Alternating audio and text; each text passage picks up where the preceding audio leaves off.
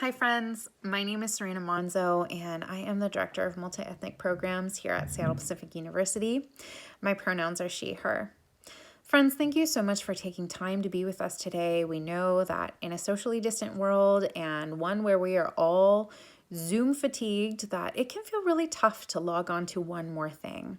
So thank you for your engagement with our community today. Your presence truly means so much and we're grateful that you're here. Friends, I just want to give us a quick word of encouragement. I pray that whatever you're looking for today, maybe in this moment, maybe whatever the reason that sort of encouraged you to come here today, I pray that you find whatever it is that you're looking for. Maybe it's a word of encouragement. Maybe you're looking to just slow down and practice some centering, some groundedness, some rootedness, to think about something other than school and work and life and all of the other things that are happening in this world right now. Maybe it's just to find a sense of connection and community and to feel a little less alone in this time. I hope and pray that whatever it is that you need most, that you find it and in abundance today. I just want to remind you that it is still possible, even yet in this place, 2020, for you to find goodness and abundance and justice and unexpected beauty, that these things still exist and are available to us. I pray that as you seek those things, that they would find you and that would give you courage to face whatever is ahead of you in this season. Friends, just to give a few quick announcements. So we are all here living that YouTube life.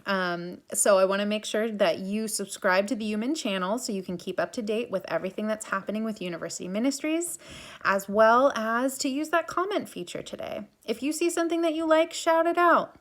If you see a friend on here you know, say hi.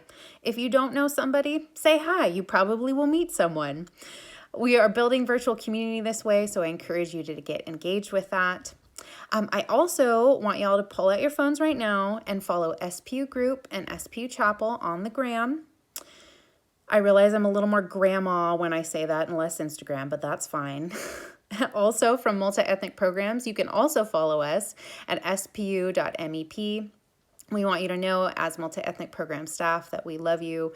We're here for you. It's a great way to keep up on all of our events and activities and things that are happening this quarter.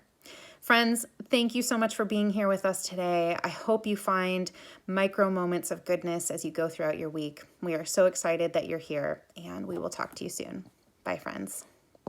Hi, welcome to Chapel. We're so happy that you're with us today. We're going to start with a song of worship, and it's called 814. Ready? 1, 2, ready, and...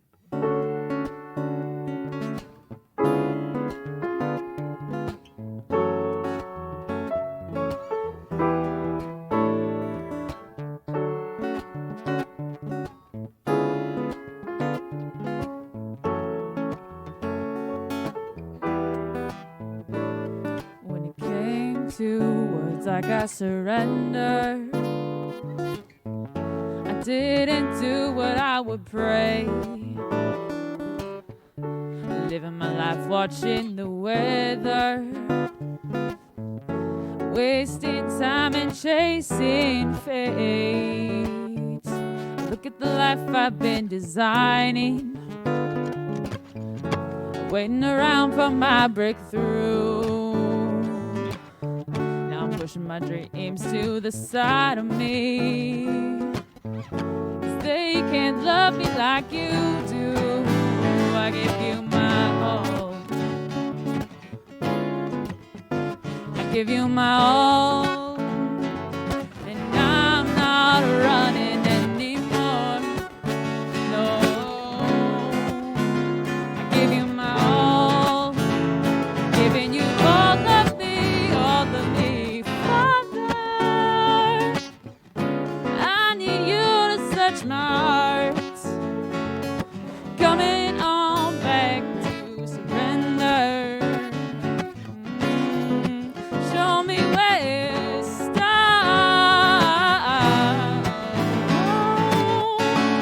All I want is to be abiding, 'cause you showed me a different view. Yes, you do, Jesus. What I have is less exciting.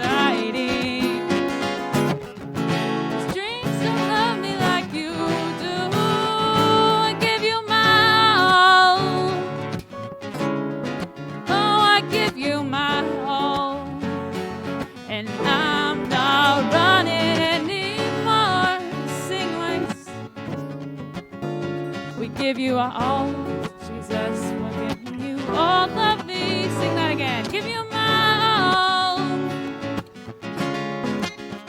I give you my all. I'm giving you, I'm not running anymore.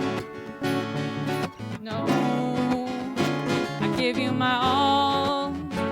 Giving you all of me, all of me. Plus, why would I make plans? Push away your hand. Alone I can't stand. It's time to stop. Your plan is my choice. Do not all the noise.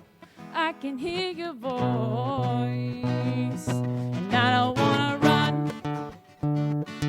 And I don't want control. No, no. I don't wanna run. And I don't want control. No. I give you my all. Give you my all. I'm not running anymore. Give you my all. Jesus, giving you all of me, all of me. Yeah. God, we give you our all today. Step back from the stage. Let's sing that one more time.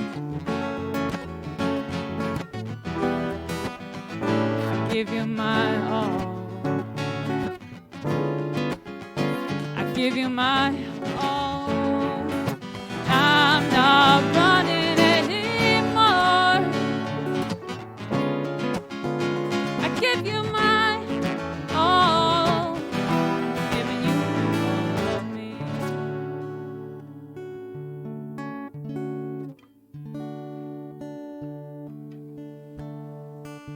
God, we stand before you today. We sit before you today in your presence. In places all around the earth, scattered, brought together for this service. We ask that you would put your hands on us, surround us in your presence, and make it known that you are here. God, we thank you for all the ways that you're working in our lives right now, whether we see that or not. Help us to just slow down. God, right now, there's a lot going on in our lives, and things that are just distracting and stressful. We put those before you right now. Take a deep breath and just slow down and let your presence be felt. This next song talks about just slowing down and not being in a rush to be where God is, just taking the time. So I invite you to take whatever posture you need for this next song.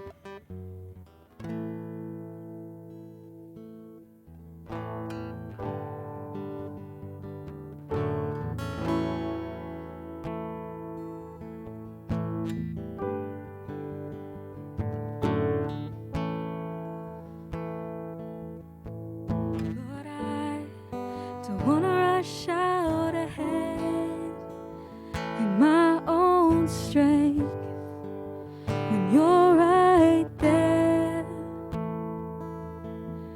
Lord, I don't want to rush out ahead in my own strength when you're right there. I'm not in a hurry when it comes to your spirit, when it comes to your presence, when it comes to your voice. I'm learning to listen, just to rest in your nearness. I'm starting to notice you are speaking.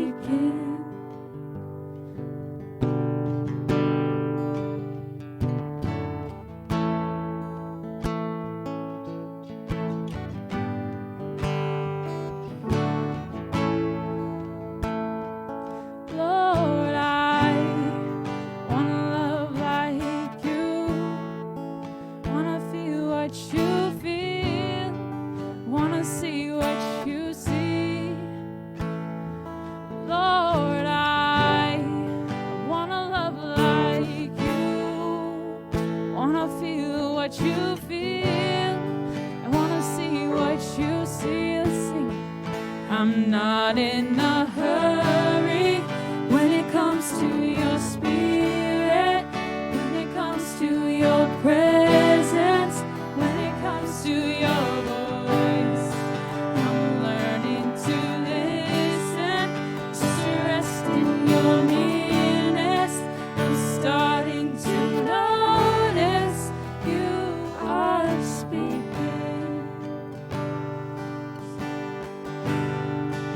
Sing that again. I'm not in a hurry. I'm not in a hurry when it comes to your spirit, when it comes to your presence, when it comes to your voice. I'm learning to listen, just to rest in your nearness. I'm starting to notice you are speaking. Open my eyes, I want to see you. Open my ears, I want to hear you speak. Tell me your thoughts, what's on your mind. I'll be your friend, I want to see through your eyes. Open my eyes, I want to see you. Open my ears, I want to hear you speak. Jesus, tell me your thoughts, what's on your mind. I'll be your friend, I want to see through your eyes. I want to see through your eyes. I'm not in a hurry when it comes to your spirit, when it comes to your presence, when it comes to your voice. I'm learning to listen, just to rest in your nearness. I'm starting to notice you are speaking. Let's see that again. I'm not in a hurry when it comes to your spirit, when it comes to your presence, when it comes to your voice. I'm learning to listen, just to rest in your nearness. I'm starting to notice you are speaking. Hello, friends. It is so good to be with you all this morning. My name is Maytag Yang, and I am the Minister of Discipleship Ministries, and I advise upper class and commuter ministries. Today, I'll be sharing my thoughts on Philippians chapter 2, verse 19 to 30. I'll be giving a brief summary of the passage and conclude our time with a couple of reflection questions. With that, let us jump in. In this particular passage, we see Paul writing about two men, Timothy, who is essentially Paul's right-hand man, and Epaphroditus, a man sent by the church of Philippi to assist Paul in his ministries. Verse 19 to 24, Paul is commending Timothy to the church. Paul hopes to send Timothy to the church of Philippi, though he isn't quite ready to do so, and keeps Timothy close by. Contrastingly, in verse 25 to 30, Paul gives the church a report about the health and plans of Epaphroditus. Paul had received Epaphroditus from the church of Philippi to assist in his ministry, but Epaphroditus had gotten sick, almost to the point of death, though God had healed him. Interestingly, in this passage, it is revealed that Epaphroditus is someone who is easily distressed. We see this in verse 26. Paul writes, "For he longs for all of you and is distressed because you heard he was ill." This particular personality trait of Epaphroditus is one that creates anxiety in Paul, and he is eager to send Epaphroditus back to the church that sent him. We see this in verse 28, where Paul concludes, "Therefore, I am all the more eager to send him, so that when you see him again, you may be glad and I may have less anxiety." In my initial reading of this passage, I can see that Paul has a strong affinity for both men, though it is clear Paul leans a particular way in terms of whom he preferred to co-labor with. When I pause and reflect on the juxtaposition of Timothy and Epaphroditus, the texts show that Paul preferred Timothy, his right-hand man. It is no surprise Paul commends Timothy and keeps him by his side while discharging Epaphroditus. Paul and Timothy have a long history of doing ministry together.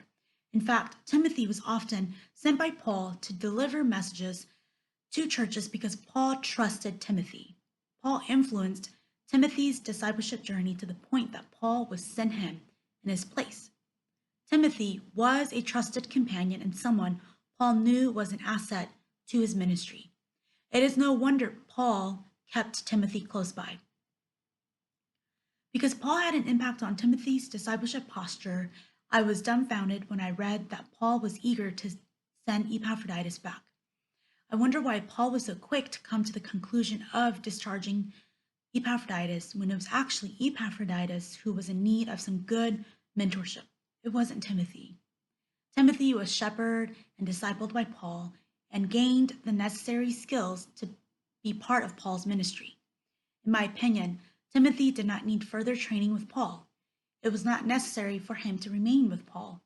Timothy has had several years with Paul and flourished in this mentor relationship. Though I also wondered about Timothy's capacity. Could Timothy's capacity grow in new ways outside of his relationship with Paul? Could Timothy flourish beyond Paul's influence? I believe he could have if Paul had released him. Had Paul considered Timothy's discipleship journey, he would have known that Timothy's time was past the expiration date. In other words, Paul could not see beyond his mentorship with Timothy. Paul allowed Timothy to take up space in his life, and rightly so, as it was a rewarding relationship, though in keeping him by his side, there was no room for Epaphroditus. Likewise, I think it would have benefited Paul to have received Epaphroditus. Epaphroditus was the one who needed more shepherding. It was an opportunity for Paul to lean into Epaphroditus's discipleship posture, to walk alongside him and offer his wisdom into Epaphroditus's character development, to really work through distress. But Paul didn't. Paul simply discharged him as he had no capacity for Epaphroditus. Because Paul had allowed Timothy to take up space in his life, Paul did not have the capacity to mentor and disciple Epaphroditus. Imagine being Paul and the formation you could have had on someone like Epaphroditus. Paul was so focused on the outcome of his ministry, he overlooked the opportunity to shape Epaphroditus' discipleship journey. The lasting impact Paul would have had on Epaphroditus could have transformed his life. Paul allowed Timothy to remain in his life past expiration date because he did not have the capacity to think beyond this relationship. Paul was driven by outcome of advancing the gospel. He lost the ability to recognize when someone stayed beyond their time. At the heart of this story is Paul's own discipleship posture and journey. Paul had grown accustomed to co-laboring with Timothy. He could not imagine co-laboring with anyone else. In what ways have you grown accustomed to something beyond their expiration date? Was it a job, a relationship, a diet, an ideology? Perhaps it was a lie you tell yourself. In what ways are you allowing these particular things to stay beyond their expiration date? Friends, let me conclude by saying the lesson to be gained from this passage is this. As you lean into your discipleship journey, be mindful of how quickly you settle on the outcome. Take note of your discipleship journey. What can you do today to shape your discipleship posture? Equally as important, take note of who and what is taking up your capacity. In your discernment, be wise and take stock of how long you let things remain past their expiration date. Let us pray. Creator God, thank you for today's passage and for the reminder that our discipleship journey is not one dimension. as we discern and take stock of our capacity, would your Spirit bring to mind the things we need to let go that are past their expiration date? Let us be in tune to your Spirit as we move to action. And Creator God, let us be attentive to the ways you are moving in and through us. May we offer ourselves to each other as you have offered yourself to us. I pray all these things in your name. Amen. Let's continue with worshiping through song.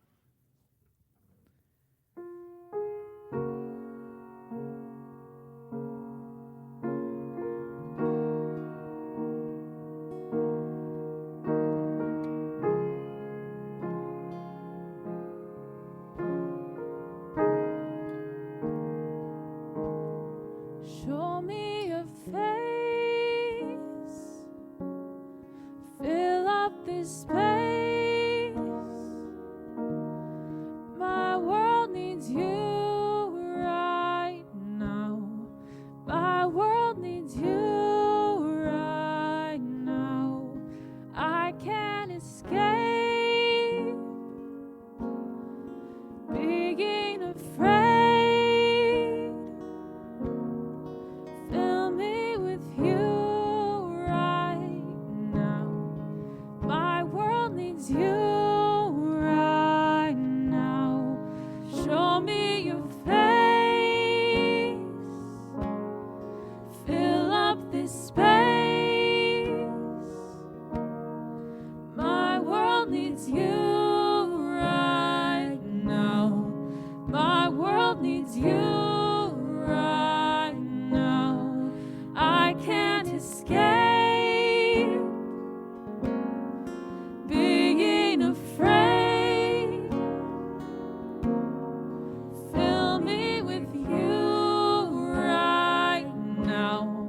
My world needs you right now. Power fall down. Bring with it a sound that points us to you right now. Erase substitutes right now. Fix what I see. And God, please fix me. My world needs you right now. Let us see you right now. Power falls down. Bring with it a sound. Points us to you right now. Erase substitutes right now. Fix what I see. And God, please fix me. My world needs you right now.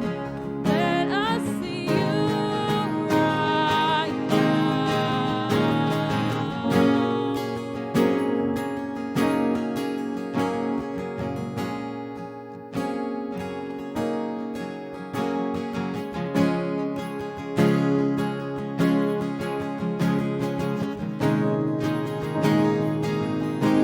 Every heart in the world, God needs you to rescue. Storms have come and torn our hearts into. We need you. Show me your face. Fill up this space.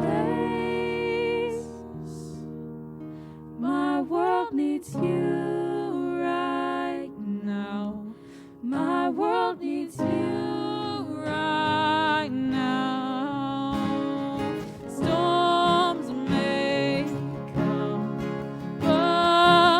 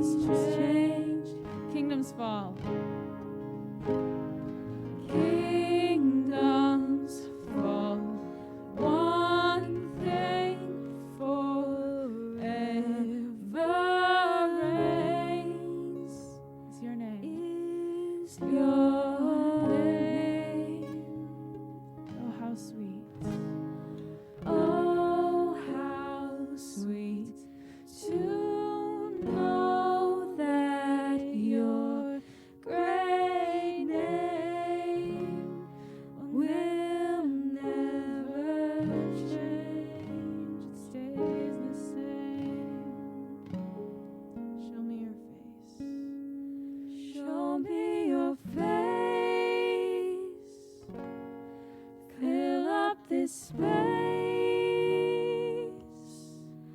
My world needs you right now. My world needs you right now. We need you, Jesus. Thank you all for coming, and have a blessed week.